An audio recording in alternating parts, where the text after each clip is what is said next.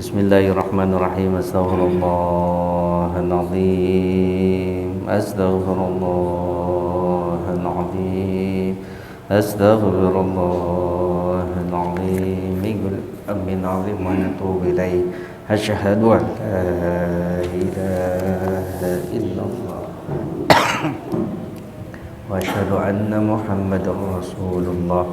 Asyhadu an la ilaha illallah wa asyhadu anna Muhammadar Rasulullah. Asyhadu an la ilaha illallah wa asyhadu anna Muhammadar Rasulullah sallallahu alaihi wasallam bi ridha wa inayatihi wa inayatihi wa maghfiratihi lillahi ta'ala ila darajatin Nabi Muhammad Mustafa Rasulullah sallallahu alaihi wasallam wa ala alihi wa azwajihi wa alihi wa dhurriyyatihi wa ahli baitihi wa ila darajati musannif hadzal kitab. Bismillahirrahmanirrahim. Wa ila darajati wa ila darajati Umar Syafi'i bin Sahih wa ila darajati Shalillahi lahumul Fatiha. A'udzu billahi minasy syaithanir rajim. Bismillahirrahmanirrahim. Alhamdulillahi rabbil alamin. Arrahmanir rahim. Maliki yaumiddin. Iyyaka na'budu wa iyyaka nasta'in. Ihdinas siratal mustaqim. Shiratal ladzina an'amta 'alaihim ghairil maghdubi 'alaihim waladdallin. Ya Rabbi bil Mustafa balligh maqasidana waghfir lana ma madha ya wasi'an karami.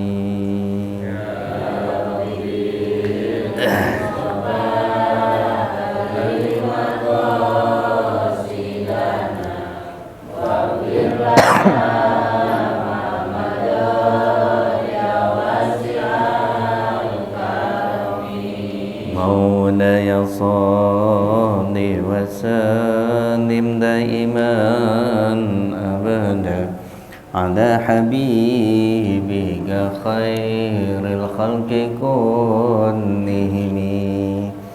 Ya Rabbi bil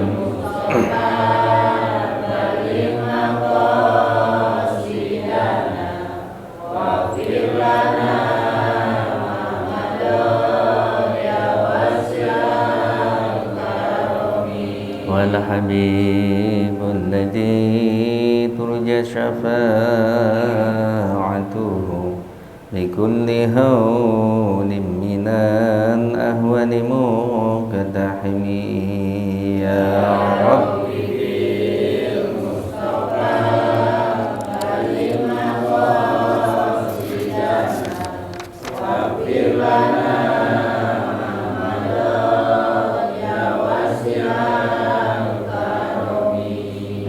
تذاكر جيران بذي سلامي أزجت دمعا جرى من مغلة بدمي.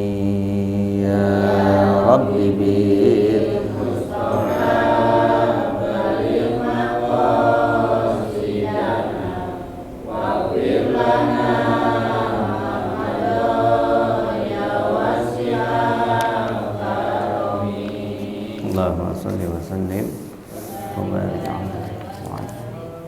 Bismillahirrahmanirrahim.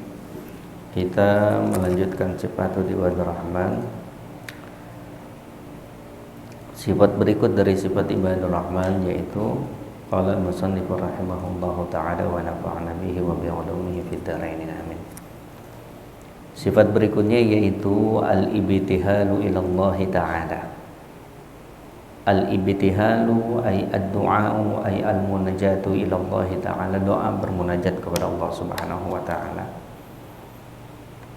Walladzina yaquluna rabbana hab lana min azwajina wa dhurriyyatina qurrata a'yunin waj'alna lil muttaqina imama. Sifat ibadur rahman yaitu yang senantiasa berdoa kepada Allah Subhanahu wa ta'ala tiap saat, tiap hari, tiap waktunya. Rabbana ya Tuhan kami, hab lana, anugerahkanlah lana bagi kami min azwajina, dari pasangan-pasangan kami, wa dzurriyyatina, dan anak keturunan kami, qurrata ayun, qurrata ayun itu sebagai apa ya? Sebagai penyegar, penyejuk, penyegar daripada mata pandangan. Waja'alna, dan jadikanlah kami lil muttaqina, bagi orang-orang yang bertakwa, imaman, sebagai seorang imam. Jadi doa yang biasa kita munajatkan ini ba'da sholat, kita pun hafal dan biasa kita munajatkan, ini adalah salah satu doa ibadur rahman. Jadi ibadur rahman gitu ya, dia pikirkan bahwasannya salah satu hal hubungan manusia yang paling urgen selain dengan kedua orang tuanya adalah dengan pasangannya. Karena ibadur rahman, ingat Allah Subhanahu wa taala perintahkan, ya ayyuhalladzina amanu qu anfusakum wa ahlikum naran. Ya ayyuhalladzina amanu, hai orang-orang beriman, ku jagalah, peliharalah oleh kalian semua anfusakum, diri kalian sendiri. Selain dia memang rajin tahajudnya, selain dia berinfak dengan baiknya dan yang lainnya, tapi ada hal yang diharapkan. Karena dia tahu, dia paham, dia mengerti hidup itu tidak bisa sendiri di dunia. Setidak-tidaknya dia itu berkeluarga. Dia punya pasangan, dia punya istri, dia punya anak keturunan. Nah, hal inilah yang memang diminta, dimohon oleh ibadur rahman kepada Allah Subhanahu wa taala, supaya Allah Subhanahu wa taala memberikan kesenangan, penyejuk, ketenangan di dalam pandangannya ketika melihat istri dan anak-anaknya sendiri. Itu gitu. Sehingga terbentuklah satu keluarga yang memang diharap-harapkan, yang menjadi visi misi seseorang di dunia dan akhirat, yaitu baiti jannati, rumahku adalah surga suci. Nah, ini itu begitu. Kalau kita melihat, kalau kita memang menilik lagi bagaimana perjuangannya Kanjeng Rasul. Kanjeng Rasul secara syariat, secara syariat, beliau tidak bisa berhasil berdakwah, menanamkan akidah, syariat dan yang lainnya. Nih, secara syariat nih, itu kalau memang tidak dibantu oleh orang-orang dekat beliau. Termasuk salah satunya yaitu yang sangat membantu beliau, yaitu Ibunda Khadijatul Kubra. Ibunda Khadijatul Kubra. Itu Ibunda Khadijatul Kubra dilihat dari segi usia, fatrah, jadi jaraknya itu kurang lebih 15 tahun lebih tua dari Kanjeng Rasul. Tapi karena tuanya beliau, pengalaman beliau yang begitu sangat matang, sehingga paham apa yang dihadapi oleh suaminya, apa yang dibutuhkan oleh suaminya di dalam menyebarkan agama Islam, syariat Islam. Itu di balik itu semua itu gitu. Makanya ini kalau bagi yang memang belum nikah gitu ya, pilih pasangan itu jangan main-main gitu ya, bahasa gitu. Jangan hanya sebatas cantik, jangan hanya sebatas ganteng, jangan hanya sebatas pinter, bukan begitu. Ingat, di dalam dinasti Umayyah, jadi pertama kalinya adanya dinasti itu ketika di zaman Muawiyah bin Abu Sufyan. Ketika Muawiyah bin Abu Sufyan itu menurunkan tahta jabatannya khalifah kepada putranya Yazid. Itu yang pertama kali itu musibah besar di dalam dunia Islam. Jadi musibah pertama itu, karena selama ini pemilihan Khalifatul Rasyidin, Sayyidina Abu Bakar, Sayyidina Abu Bakar, Umar, Utsman dan yang lainnya itu tidak melalui langsung ditunjuk, diturunkan tahta, layaknya sistem monarki kerajaan. Nah, sahabat Muawiyah bin Abu Sufyan pada saat itu, gitu ya, akhirnya karena beberapa alasan pun beliau terpengaruh oleh bawahan-bawahannya, gitu ya.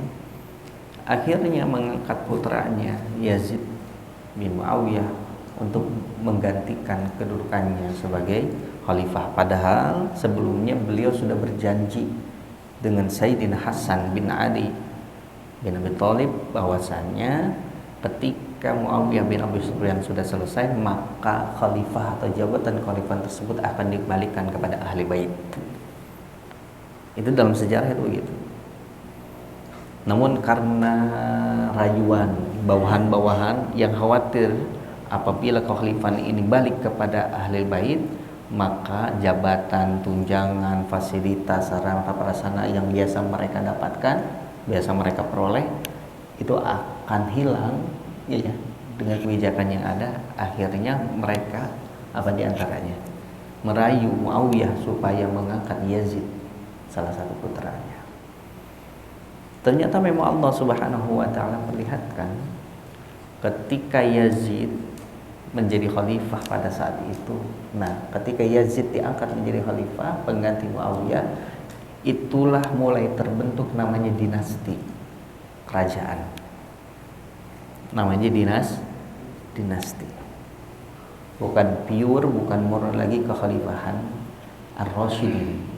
Oleh karenanya Khalifah Rasyidin menurut tarikh yang ada itu kurang lebih, menurut khabar itu kurang lebih hanya 30 tahun.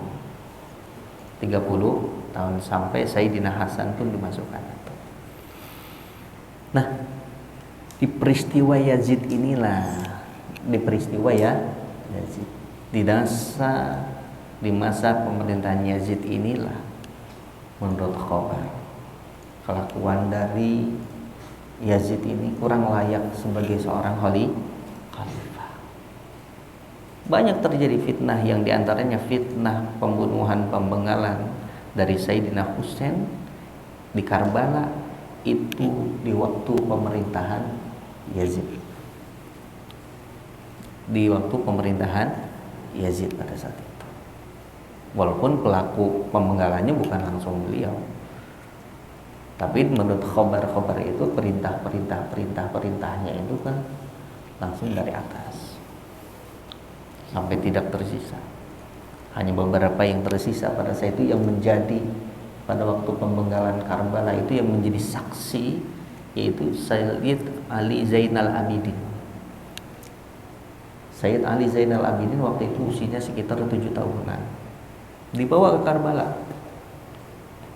Itu Sayyid Ali Zainal Abidin dibawa ke Karbala yang berharap untuk mendapatkan dukungan, ternyata malah diserang. Habis semuanya ketika Sayyid Ali Zainal Abidin ini ingin dibunuh, gitu.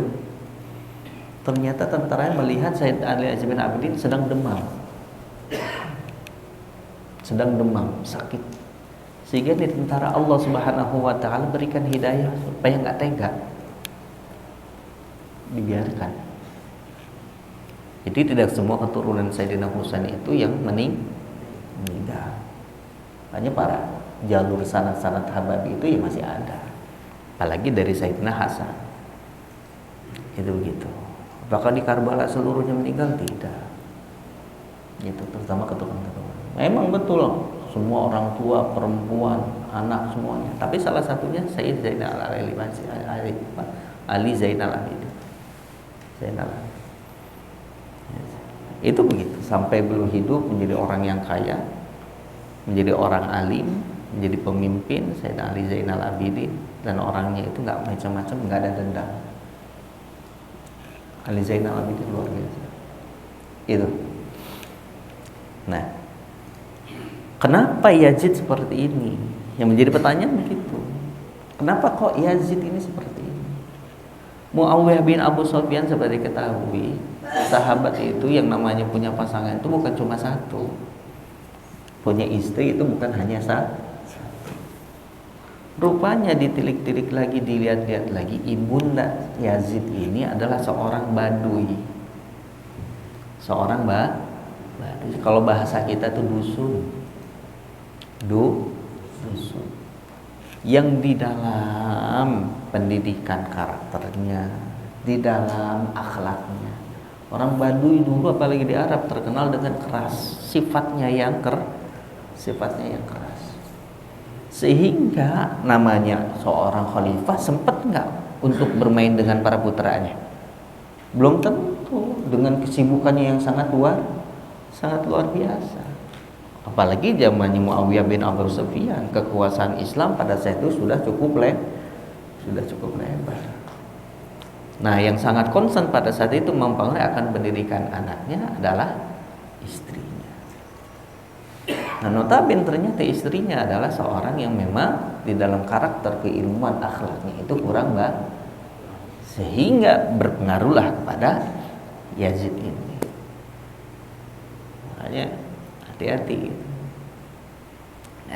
itu begitu, milih apa? Milih pasangan itu. Makanya wajar. Kata Rasulullah SAW, arba'un min sa'adatil mar'i. Ada 4 perkara min sa'adatil mar'i, dari kebahagiaan seseorang. Pertama, antakuna zaujatuhu solihatan. Antakuna hendaknya ada zaujatuhu pasangannya, istrinya itu solihatan, orang yang soleh. Nah, tapi kita nih sebagai suami jangan banyak nuntut istri soleha, kita sendiri nggak mencontohkan sebagai orang yang soleh. Jangan. Itu begitu. Sama-sama niat belajar. Jangan nuntut ibu nggak ngaji, itu ada pengajian. Ya dia sendiri nggak ngaji. Jangan. Itu begitu. Jadi dibalik orang-orang yang berhasil itu pada umumnya ada seorang pasangan yang sangat luar biasa. Itu gitu, nggak bakal tenang. Berikutnya lagi kata Rasulullah, wa antakuna auladuhu abrara.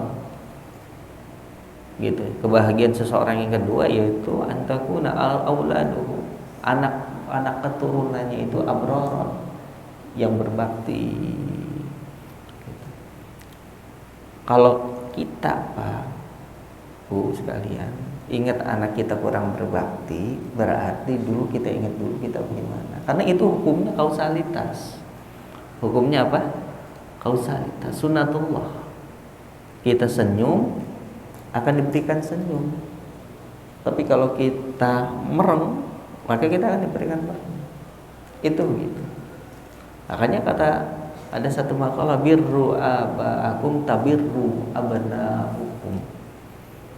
Ada makalah tuh begitu. Birru, berbaktilah, aba'akum, kepada ayah bunda kalian semua. Tabirru, makan niscaya akan berbakti siapa? Abna'akum, anak keturunan kalian sendiri.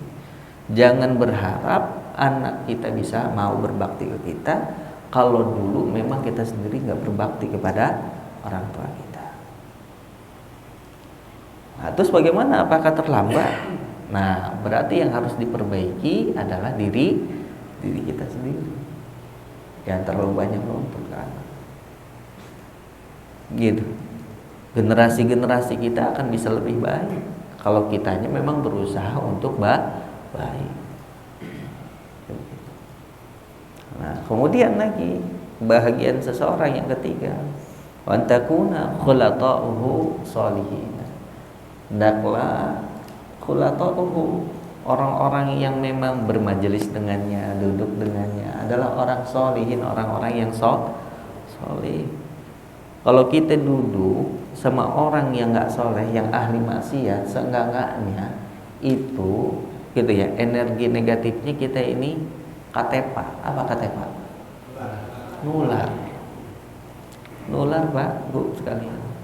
Seenggak-enggaknya itu kita senantiasa di apa? Di naungan musibah ma'azab. Kenapa? Orang-orang ahli maksiat tanpa dia sendiri sudah sadari sebenarnya gitu ya. Dia itu di tengah-tengah apa?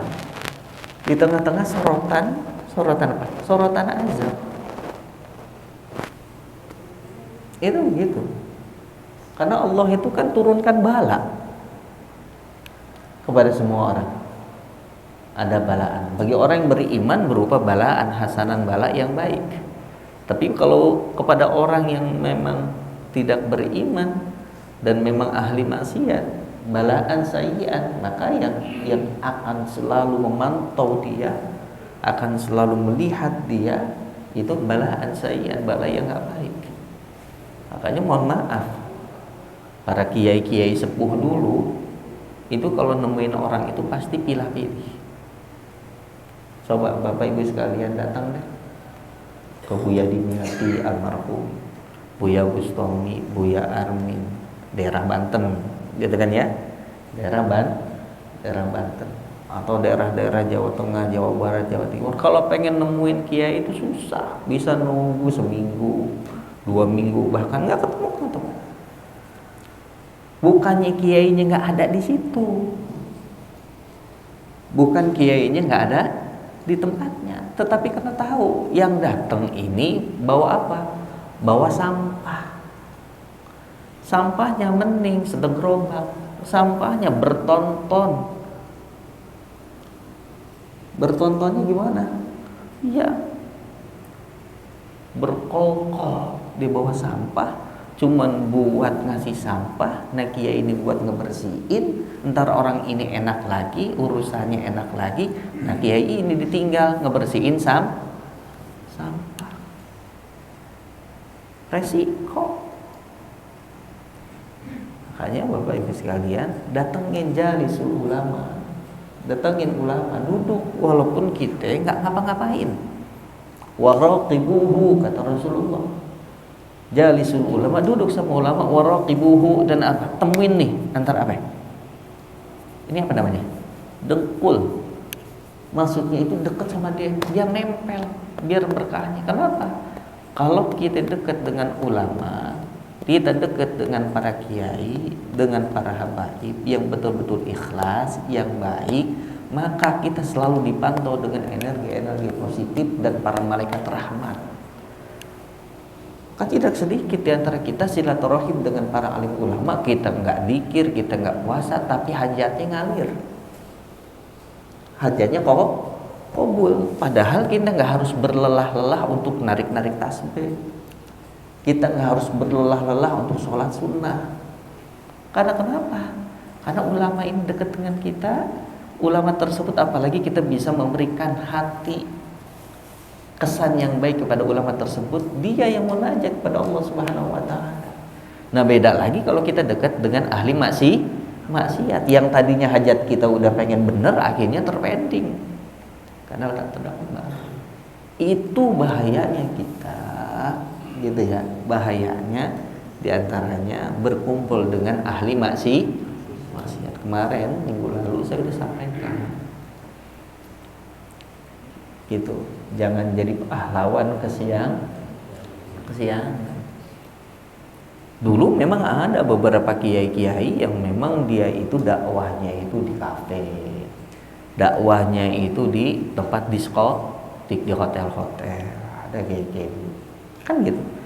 Tapi kiai tersebut betul-betul sudah dipenuhi dengan apa? Bekal yang sangat luar biasa, zahir batin, pengetahuan ilmu syariatnya bagus, batinnya juga bagus, kesiapan mental bagus, visi misinya, niatnya juga betul-betul ikhlas karena Allah, dan itu betul perintah Allah, langsung jalan. Kalau kita kan enggak, apalagi zaman dibuat cuman viral, bahwasanya dia bisa dakwah di diskotik, bahasanya kan gitu. Zaman sekarang kan dikit-dikit pengennya pamer, dikit-dikit pengennya pamer, dikit-dikit pamer. Pada umumnya wallahu alam juga itu seperti itu. Jadi itu gitu. gitu ya. Kemudian hal yang keempat yang menjadi kebahagiaan, wa ayyakuna amaluhu fi walidihi, dan menjadi kebahagiaan seseorang yaitu amalnya ada di negerinya sendiri. Jadi itu. Jadi kembali lagi kepada sifat ibadur rahman. Sifat ibadur rahman, jangan lupa doa Rabbana hab lana min azwajina wa dzurriyyatina qurrata a'yunin waj'alna lil muttaqina imama. Kadang atau seringnya kita Bapak Ibu sekalian, saking kitanya enggak concern, kita enggak perhatian kepada istri dan anak kita, apa yang memang sudah mereka lakukan dengan berbagai macam bentuk kegiatan, kecerdasan, kepintaran, keterampilan dari anak-anak kita nggak bisa, atau emang kita nggak mau memberikan apresiasi karena kita nggak sadar. Sehingga anak kita karena ingin, namanya anak kan pengen diperhatiin orang tua nggak? Pengen. Baru bisa nulis, lihat nih ayah, kan gitu kan ya. Baru bisa A, baru bisa B, pengennya pamer kan.